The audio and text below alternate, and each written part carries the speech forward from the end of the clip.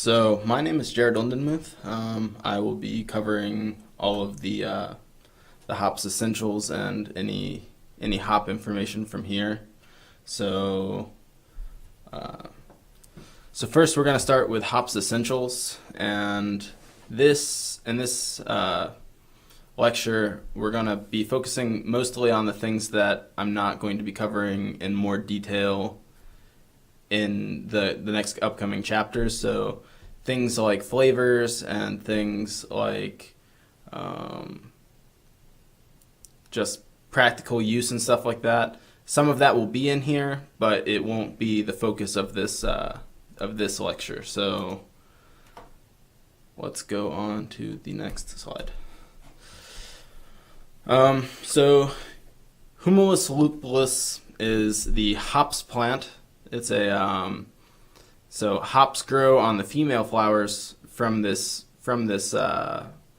vine plant. So, and it grows from spring to autumn like many other plants, and mostly around the 48th parallel. So you're thinking Washington State, Yakima Valley in there.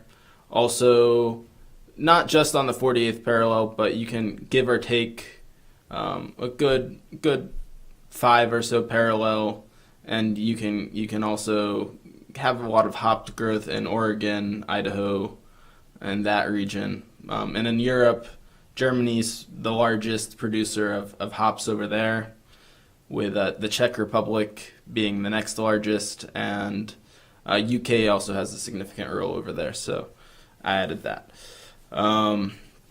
It is a member of the Cannabaceae family, so its closest relatives are cannabis, marijuana, or hemp, and the Celtis family, or Celtis genus, which are the hackberries. So we have to thank the monks for a lot of our early history notes that we know about. So early on, monks were the only people really recording a lot of the stuff that they were doing, and there wasn't even that much that we got from them. But they told us that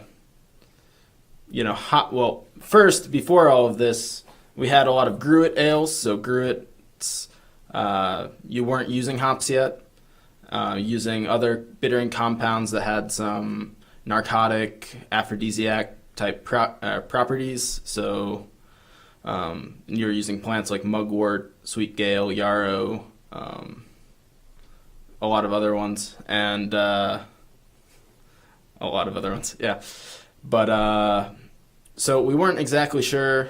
We still don't know exactly when hops started to be used, but the earliest evidence that we have, large evidence that we have, was from the abbot Aldehard of Corbie in 1822 AD. So he recorded what their practices for brewing were at the time, and in it you can see instructions regarding hop use and in the monastery. And a little bit later, in 1150 AD, the Abbess Hildegard wrote about using these bittering agents for a preservative type quality that they were giving. So she noticed that they were, at least, this is the first time we had it recorded, that it was understood that it's helping preserve the beer, and they were using it as bittering agent for the hops itself, for just to use the hops. So twofold purpose there. Here we go. So after that, there's going through the Middle Ages, there's a shift from gruits being the main source of your ale, and beer becoming more prominent, and the use of hops becoming more prominent than these herbs and spices and such. So a lot of what brought this about was the church. The church really promoted using hops as their bittering agent, because the gruits caused a lot of intoxicating effects, since most of the herbs were narcotics or aphrodisiac type compounds, and now hops doesn't stimulate you, it calms you down. So they embraced the sedative effects of hops, to try to get rid of all this promiscuity and other such things.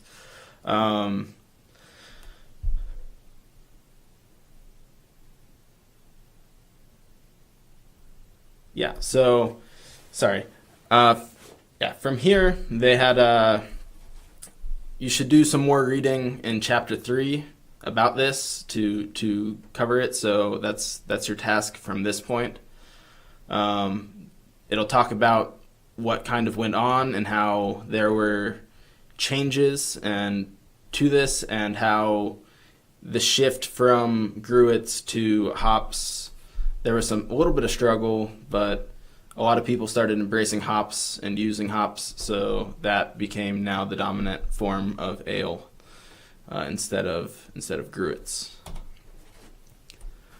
So let's look at why to use hops. So as I had mentioned, there's a few reasons we've talked about so far, just from the historical part, and that's that hops preserve the beer against different microbial agents, so different bacteria and gram-positive, gram-negative bacteria to some extent.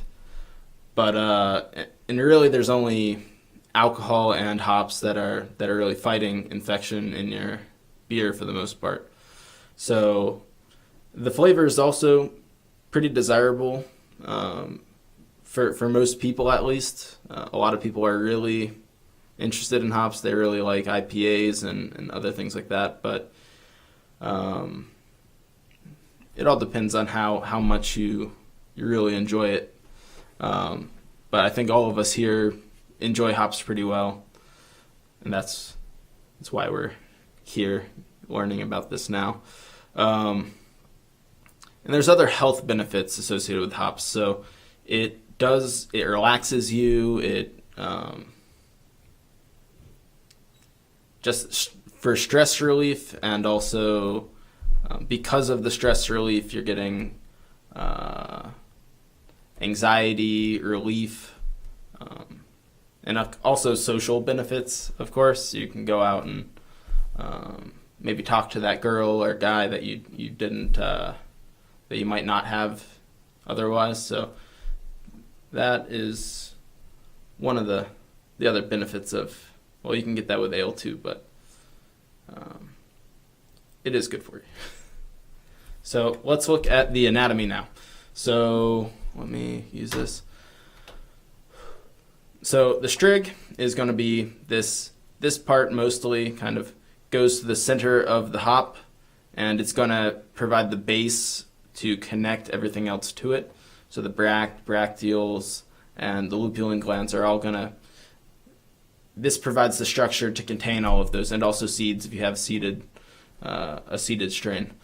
The bracts are the outer leaflets, the outer bigger, stronger leaves that go around and contain the bracteoles, which are the inner leaves here, kind of inside of these bigger structural bracts.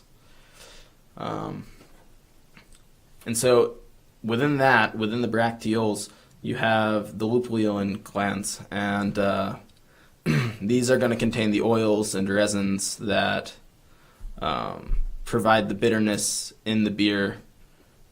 It's what a lot of people, it's for the most part why we want to use hops. A lot of the flavor comes from there. We'll talk about some stuff later that you can actually, some of the polyphenols from the strig and other things will contribute to flavor too, sometimes in a negative way, but other times in a positive way. But for the most part, the lupulin glands are the you're getting all of your oils and most of the aroma compounds from those glands. So let's see. So we'll go over this some more later, and we'll look at more diagrams. But so when you're looking at different hop varieties, you can go online and go to like Hop Union or some other hop sellers, and they'll have, this is from Hop Union here, and so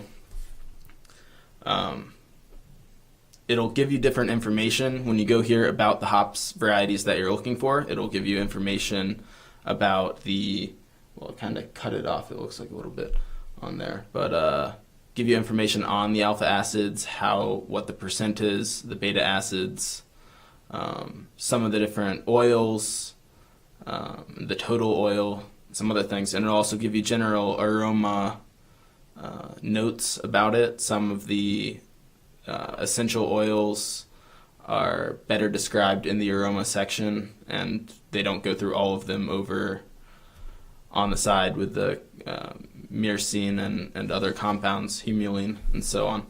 So, and it'll also give you information on the storage capacity of that particular variety. Some types of hops store better than other types of hops, so that'll be an important factor, or can be an important factor, if you're not going to be able to use the hops right away or sometime soon. Let's see. So let's look at some of the important constituents in hops, and we'll talk about this more later, but to just briefly go into it, the alpha acids, when you're boiling, are going to be isomerized, so they're going to change structure and become more able to dissolve in the wort and provide the bitterness for the beer. So that's going to provide your main source of bitterness. The beta acids, mostly insoluble, but they can oxidize and provide some secondary bitterness, especially later on. So as you're losing some of the alpha acids as the beer ages, the beta acids will provide some bitterness to cover that up, so it does preserve the bitterness of the beer. And the essential oils are going to provide a lot of the aroma and flavor of the beer.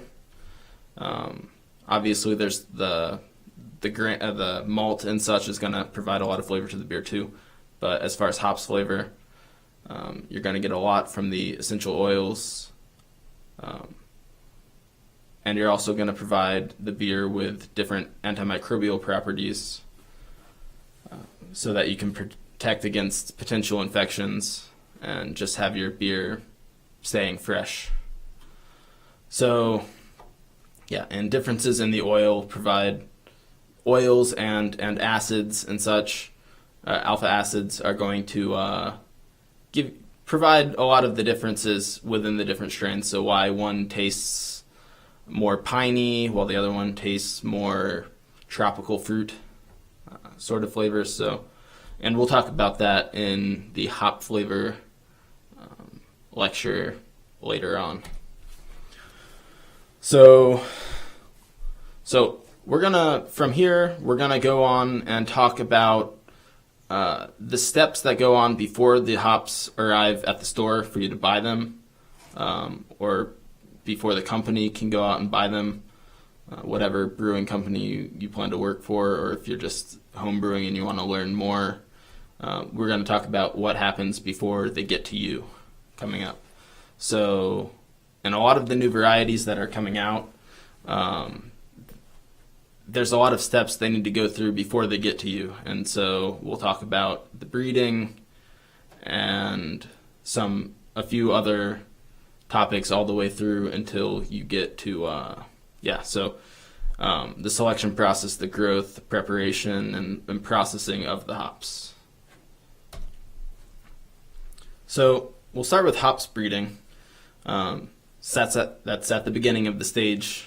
You need to make new varieties, or just grow up the varieties that you currently have. So while there are a lot of different varieties that are made, a lot of them don't pass essentially the initial inspections to see if that's going to be a good hop variety or not. They're both examined on a physical level, and if they pass the physical examination, they can be examined on a genetic level and on just a compositional level. How much oils do they have? That sort of thing. And some of the characteristics they'll be considering when they're looking at this is how hardy the plant is.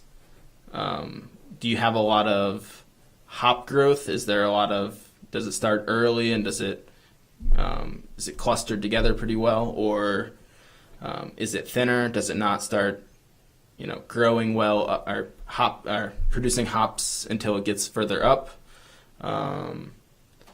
Resistance to disease is a really big part of it too. Will it get mildew, different types of mildew, or is it more resistant to that? That'll be a big factor, because these companies want to be able to.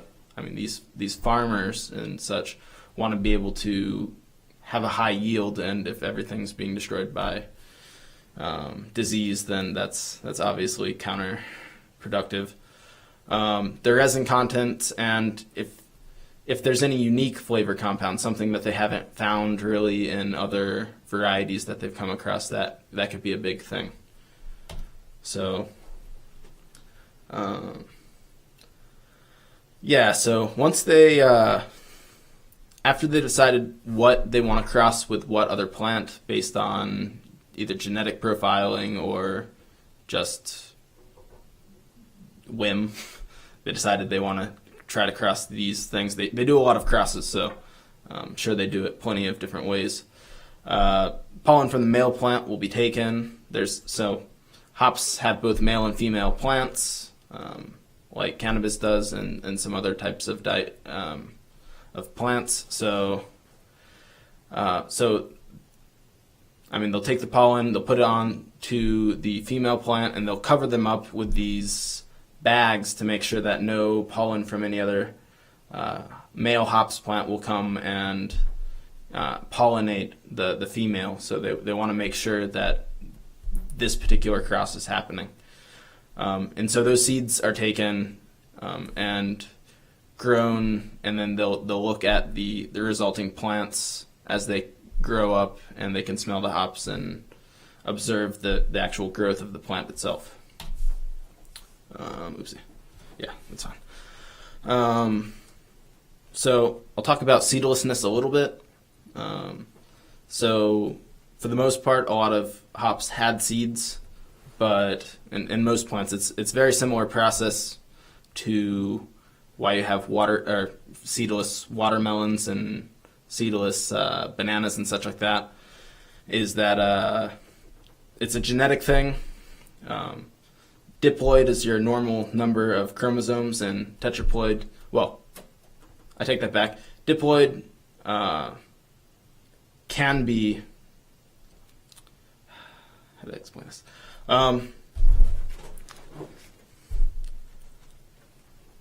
So there's different varieties, or different chromosome number sets, and diploid means you have 2 chromosome sets, tetraploid means you have 4 chromosome sets.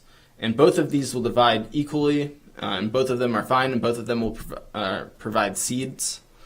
But you'll take a cross of a diploid with 2 sets of chromosomes with a tetraploid with 4 sets, and together that'll give you 6, and those will be divided into 3 and 3 when they go into those seeds. And when you plant that plant, it's going to be sterile, essentially. Every once in a while, a seed might be generated, but because it has 3 chromosomes, it can't divide equally during gamete formation that's going to create the seeds. So the number of seeds you have will be reduced a lot. So that's how that happens.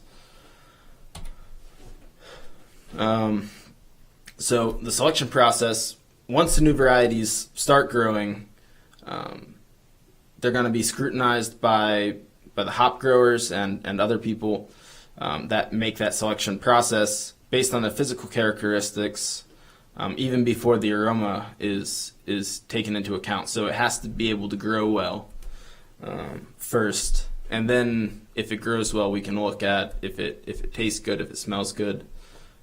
So first, you're going to be determining whether that variety has a future based on its production. Can the plant climb well? Is it going to be able to? Is it going to be able to climb well? How much hops is it making? Is it making a lot of them, or is it kind of sparse? The disease resistance, as I said before, and just a general inspection of the plant, making sure that it looks like it should.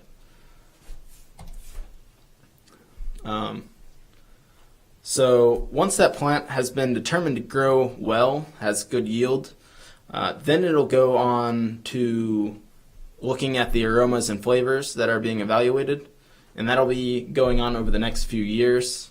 They'll plant it a couple times, and they'll have some people test it out, see if it is desirable, see if anybody wants it. And the final selection for the hops will come essentially from the market feedback. So do brewers want to use this hops, or do they not want to use the hops for some reason? If they don't want to use them, then less will be grown in the future. And if they do like the hops, then the demand's obviously going to rise, and it'll offset something else that's in the market that the brewers don't want to use really anymore. They're not that interested in it anymore. So that'll replace that.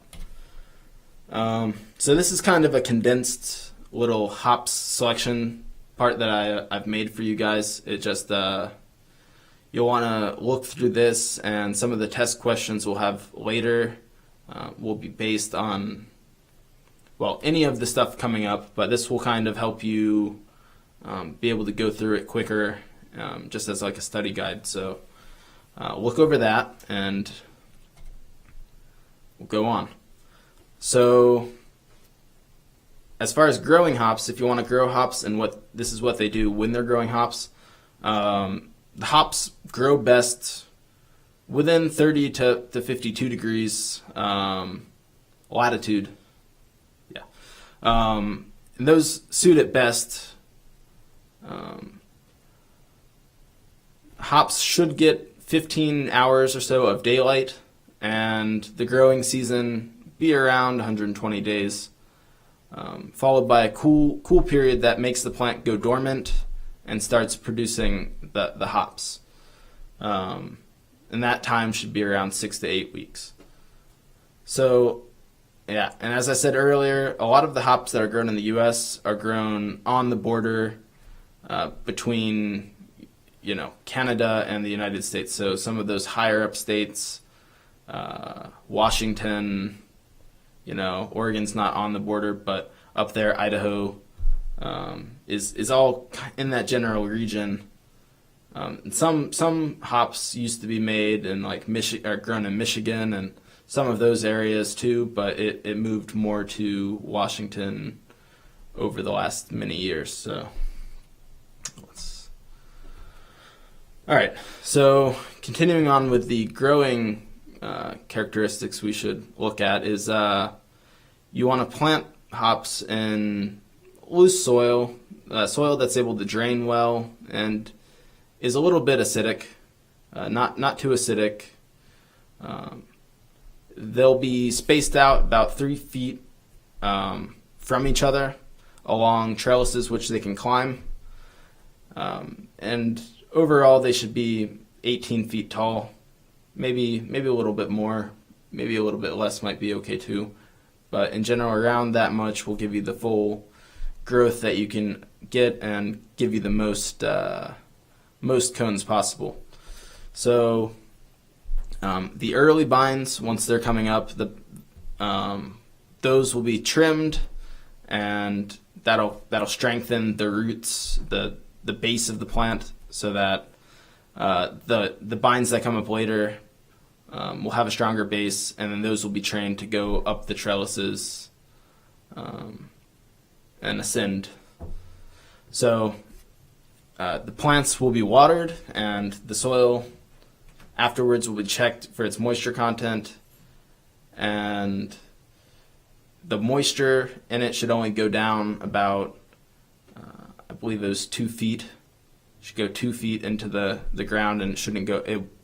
It won't go any further really than that. So, and then any weeds that are found around the plant should obviously be pulled to give the hops the most nutrients and such as possible. You don't want it to be bound too much. So, all right, so the harvest. So, some hop varieties have different growing seasons. There's going to be, or at least different harvest seasons, I should say, where there's the middle portion here is going to be the portion that most hops are becoming available, but there's also hops that develop a bit earlier and hops that are going to develop a bit later, and that gives you, it kind of staggers the time that you can get hops, which spreads out your workforce, because there's going to have to be a lot of people picking these hops and processing them.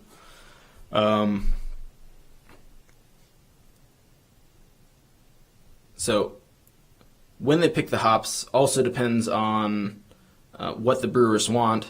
If you take it early, the hops will be less developed as far as smell and aroma and such. And a lot of the craft brewers want it like a day later or so, and you'll get a lot more expressive hops. The oil content will go up quite a bit. So the longer after that, you get more oil, but there's some downsides to that too that we'll talk about later. But a day after is fine, and you'll get more oil in your hops than you would on just the day that they're ready or the day before they're ready that you would. So in general, the hops that are picked later, that are more mature, will come off easier, whereas if they're not quite mature yet, they'll stay on there pretty hard, and they won't be able to. It'll be a bit harder to pull them off. So, and harvesting hops doesn't particularly pay well, but a lot of people still come out and do it. And even the conditions that you're going to be in when you're picking them is not going to be like great typically. But I think just the aroma when you're picking the hops and just the fun of that part of it is what gets people to really come out each year and help out with the harvest. So in both USA and Europe, there's typically celebrations at the end of the harvest, festivals that are done just to enjoy a successful harvest. So that's something to look forward to if you ever get the chance to go and harvest hops. That'll be something to look forward to. So let's go into processing. So the hops are going to be made into bales, large bales of hops that are waiting to be kilned. And the drying process is very important.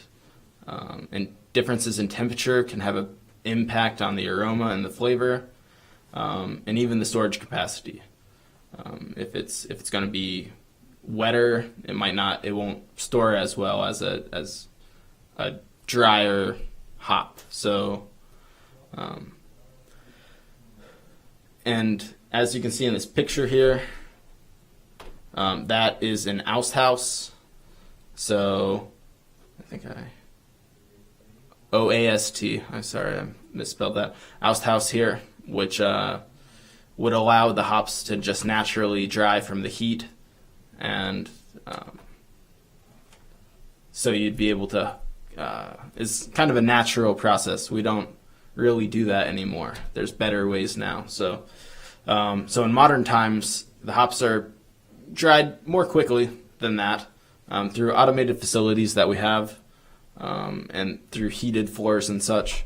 So the hops are going to be conveyed into these large kilns and spread out 2 to 3 feet deep, allowing hot air to pass through those floors and pass through the hops and dry the hops out essentially. And the aroma hops are typically dried at lower temperatures so that you don't get too much of a loss of the essential oils from that.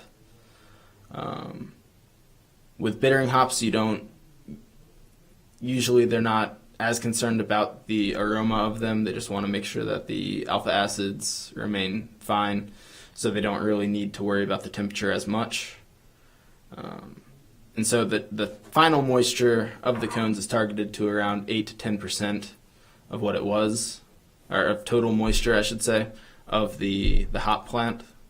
Less than that, you can get the pellets to start falling apart.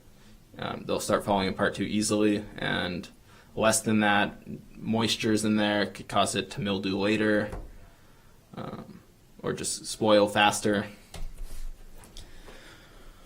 The last part of the processing here is that the whole hops can be either further processed into pellets or made into extract, or they can just remain as cones, and all three of those will make their way to the market, and we'll talk more about the different hop products in a different section.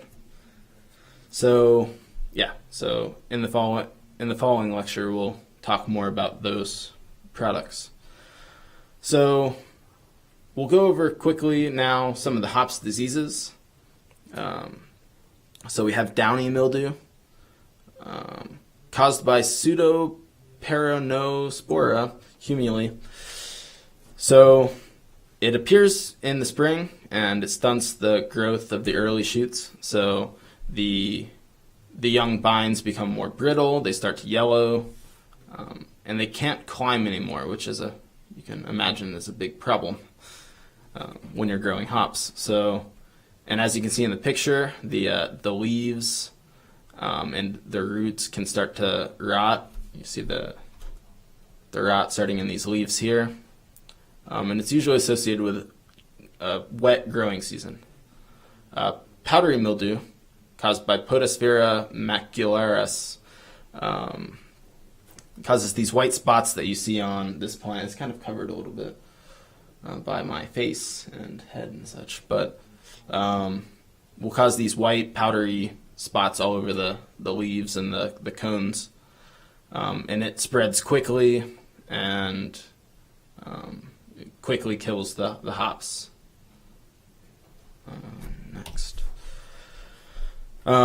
Wilt is another big problem. There's both lethal and non-lethal strains. Just the lethal strains will yellow the leaves and just cause the leaves and the vine to wilt.